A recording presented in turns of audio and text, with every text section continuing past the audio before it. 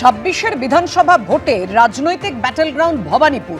শুভেন্দু অধিকারী কালীঘাটে ঢুকতে একেবারে ধুন্ধুমার পরিস্থিতি। বিভিন্ন মুহূর্তের ছবি রেখেছি আপনাদের সামনে। শুভেন্দু অধিকারীকে জয় বাংলা স্লোগান তৃণমূলের, পাল্টা জয় শ্রীরাম স্লোগান বিজেপি, পাল্টা হুঙ্কার শুভেন্দু অধিকারী। বুথের সামনে তৃণমূল বিজেপি স্লোগান যুদ্ধ, ভিড় হঠাতে লাঠিচার্জ হলো।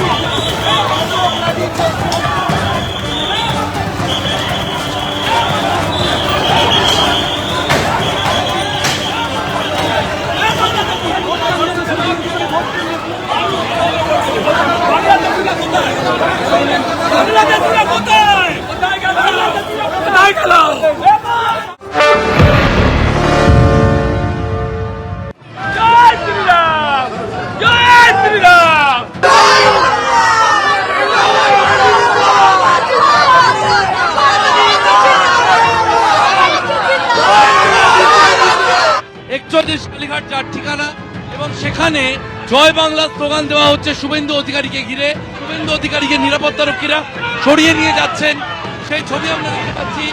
একদিকে তৃণমূল কংগ্রেস কর্মীরা, অন্যদিকে শুভেন্দু অধিকারী এই স্লোগান।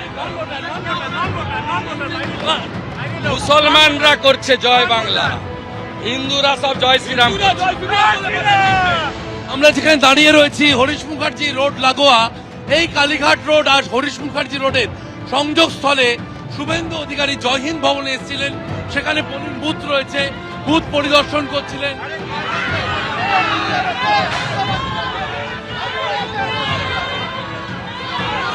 শুভেন্দু অধিকারী কথা বলে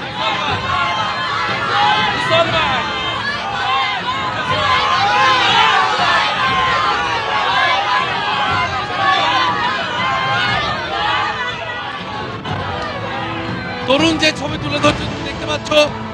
এই মুহূর্তে কিন্তু একেবারে জয় হিন্দ ভবনের সামনে আমরা দাঁড়িয়ে রয়েছি, কালীঘাট রোড।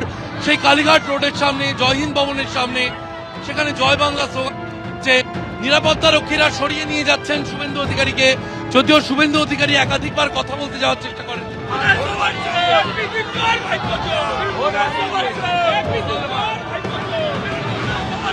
विजिट कर रहा हूँ, ये लोग वोटर्स नहीं है, आउटसाइडर। हेलो,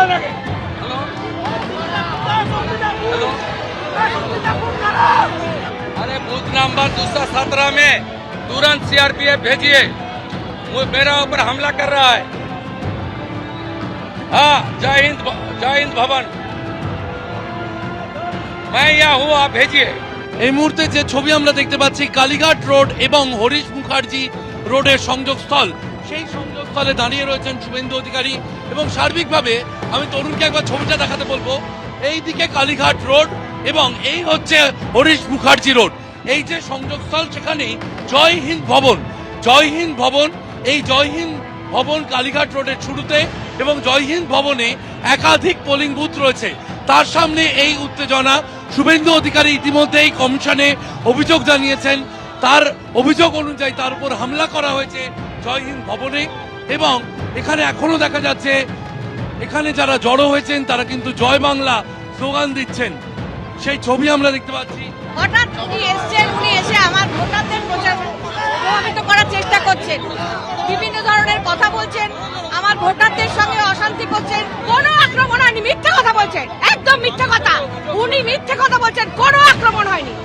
উনি দেখাতে বলুন ক্যামেরায়, উনি ক্যামেরায় দেখাতে বলুন কোনো আক্রমণ হয়েছে। মিথ্যা কথা বলছেন। উনি ভোটারদের প্ররোচিত, ভোটটা ঠিক জায়গায় দেবেন, ভোটের লাইনে এসে বলার উনি কে? যে ছবি আমরা দেখতে পাচ্ছি, কেন্দ্রীয় বাহিনী লাঠি চার্জ করছে। কেন্দ্রীয় বাহিনী জয় হিন্দ ভবনের সামনে লাঠি চার্জের মেজাজে কেন্দ্রীয় বাহিনী হাত লাগিয়েছে। কলকাতা পুলিশও জটলা মুক্ত করতে পুলিশি পদক্ষেপ।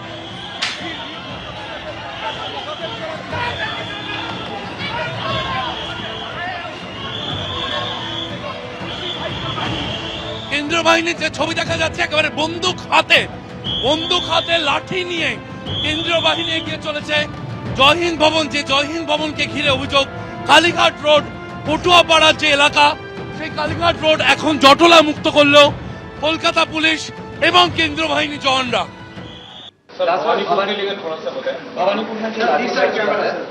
तो बोले कि क्या बोलेंगे? नहीं, लाठीचार्ज कहाँ हुआ है? भवानीपुर में शुभेंदु अधिकारी और ममता नहीं, बनर्जी क्यों हुआ लाठीचार्ज? दो पार्टी एक साथ हो गए। देखिए, कोई भी ये लॉ एंड ऑर्डर जो है, ये ऐसा नहीं है दो ग्रुप मर के लड़े सब करें। कोई भी अगर लड़ाई होती है, कोई भी अगर लॉ का उल्लंघन होता है, that is against the state. अगर एक ने एक को मारा तो ये नहीं कि आपने इसको मार दिया या आपने क्राइम कर दिया तो आप दोनों के बीच में है। कोई भी क्राइम होता है अगेंस्ट स्टेट होता है, और स्टेट का जो है अगर वहां पे 144 लगा है बूथ के बाहर, या 163 जो आप कहते हैं BLSS में, अगर इलेक्शन में बोला गया है कि अब इस तरह की लड़ाई नहीं करेंगे, रोड पे नहीं आएंगे, मारपीट नहीं करेंगे, इस तरह करेंगे तो फिर तो वहां पे जाएगी पुलिस पैरामिलिट्री फोर्स लेके, और जो उनके रूल में है वो करेगी। तो ये तो पूरा स्वतंत्र डिसीजन पुलिस का पैरामिलिट्री फोर्स का है।